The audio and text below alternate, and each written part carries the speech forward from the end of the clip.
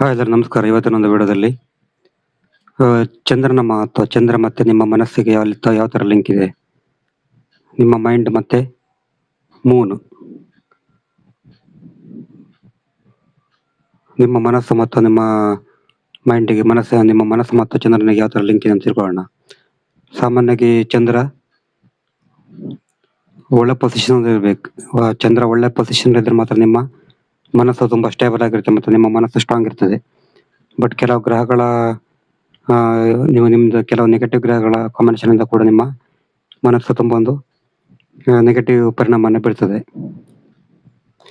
ಚಂದ್ರ ಇಲ್ಲಿ ವೃಷಭ ರಾಶಿಯಲ್ಲಿದ್ರೆ ಇದು ಉಚ್ಚ, ಇದು ನಿಮ್ಮ ಮನಸ್ಸು ತುಂಬಾ ಸ್ಟೇಬಲ್ ಆಗಿರ್ತದೆ ಚಂದ್ರ ಇಲ್ಲಿ ವೃಷಭ ರಾಶಿಯಲ್ಲಿದ್ರೆ. ಬಟ್ ಬೇರೆ ಪಾಪಗ್ರಹಗಳ ದೃಷ್ಟಿ ಇರಬಾರ್ದು ಇಲ್ಲಿ. ಮತ್ತೆ ಚಂದ್ರ ಇಲ್ಲಿದ್ರೆ ವೃಶ್ಚಿಕ ರಾಶಿಯಲ್ಲಿದ್ರೆ ನೀಚ ಆಗ್ತದೆ.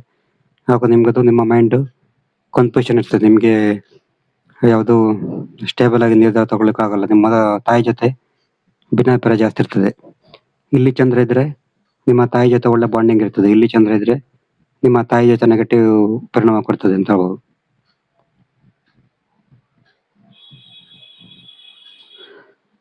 ಮತ್ತೆ ಇಲ್ಲಿ ಏನಾದ್ರು ಚಂದ್ರ ಇದ್ರೆ, ಇಲ್ಲಿ ಮಿಥುನ ರಾಶಿಯಲ್ಲಿ ಮತ್ತೆ ಕನ್ಯಾ ರಾಶಿಯಲ್ಲಿ ಚಂದ್ರ ಇದ್ರೆ ಇದು ಏನಾಗುತ್ತೆ ಅಂತ ಹೇಳಿದ್ರೆ, ಇದು ಬುಧನ ಮನೆ. ಬುಧನಿಗೂ ಮತ್ತೆ ಚಂದ್ರನಿಗೂ ಶತ್ರುಗಳು. ಇಲ್ಲಿ ನಿಮ್ಗೆ ಅನ್ಕಂಫರ್ಟೇಬಲ್ ಇರ್ತದೆ ಮೈಂಡ್.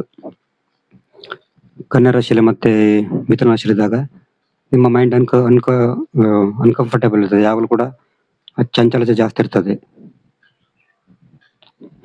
ಮತ್ತೆ ಇಲ್ಲಿ ಚಂದ್ರ ಇದ್ರೆ ಕುಂಭ ರಾಶಿಯಲ್ಲಿ ಮತ್ತೆ ಮಕರ ರಾಶಿಯಲ್ಲಿ ಚಂದ್ರ ಇದ್ರೆ ಇದು ನಿಮ್ಗೆ ಓವರ್ ಥಿಂಕ್ ಕೊಡ್ತದೆ ಮತ್ತೆ ಡಿಪ್ರೆಸ್ ಕೊಡ್ತದೆ. ನೀವು ಎಂತ ಒಂದು ಸ್ಟೇಟಸ್ ಅಲ್ಲಿ ಇದ್ರು ಕೂಡ ಡಿಪ್ರೆಸ್ ಆಗ್ತೀರಿ, ಅತಿ ಚಿಂತೆ ಮಾಡ್ತೀರಿ, ದುಃಖ ಆಗುತ್ತೆ ಕುಂಭ ರಾಶಿಯಲ್ಲಿ ಮತ್ತೆ ಮಕರ ರಾಶಿಯಲ್ಲಿ ಇದ್ರೆ.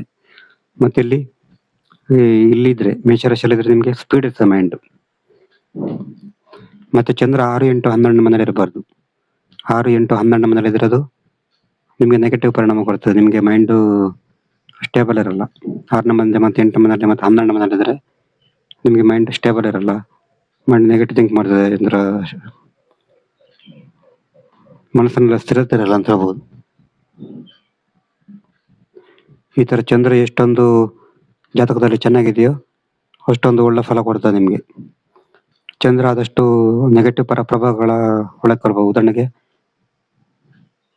ಚಂದ್ರ ಏನಾದ್ರು ರಾಹು, ಕೇತು, ಆಮೇಲೆ ಶನಿ ಪ್ರಭಾವಗಳಾಗಿದ್ರೆ ಅದು ನಿಮ್ಗೆ ಮೈಂಡಿಗೆ ಇನ್ನೂ ಕೂಡ ನೆಗೆಟಿವ್ ಕೊಡ್ತದೆ. ಬಟ್ ಚಂದ್ರ ಏನಾದ್ರು ಗುರು, ಶುಕ್ರ ಈ ತರ ಒಳ್ಳೆ ಗ್ರಹಗಳ ಪ್ರಭಾವ ಇದ್ರೆ ನಿಮ್ಗೆ ಒಳ್ಳೆ ಫಲ, ಮಂಗಳ ಇದು ಒಳ್ಳೆ ಪ್ರಭಾವವನ್ನು ಕೊಡ್ತದೆ.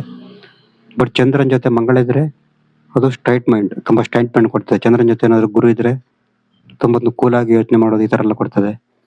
ಚಂದ್ರನ ಜೊತೆ ಶನಿ ಇದ್ರೆ ಡಿಪ್ರೆಸ್ ಕೊಡ್ತದೆ. ಚಂದ್ರನ ಜೊತೆ ರಾಹು, ಕೇತು ಇದ್ರೆ ಕನ್ಫ್ಯೂಷನ್ ಮೈಂಡ್ ಅನ್ನ ಕೊಡ್ತದೆ. ಇದು ನಿಮ್ಮ ಮನಸ್ಸಿನ ಒಂದು ರಹಸ್ಯ.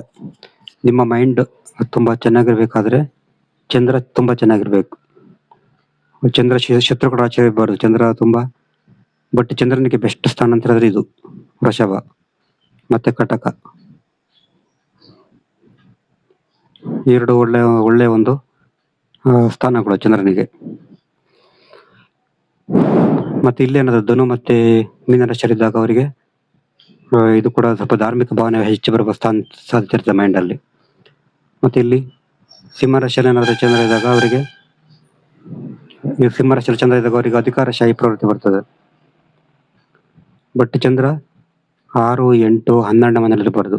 6, 8 ಮನೇಲಿ 12 ಮನೆ ಇದ್ರೆ ನಿಮ್ಮದು ಮೈಂಡ್ ಏನೋ ನೆಗೆಟಿವ್ ಆಗುತ್ತೆ, ನಕಾರಾತ್ಮಕ ಆಗುತ್ತೆ, ಮೈಂಡ್ ಸ್ಟೇಬಲ್ ಇರಲ್ಲ.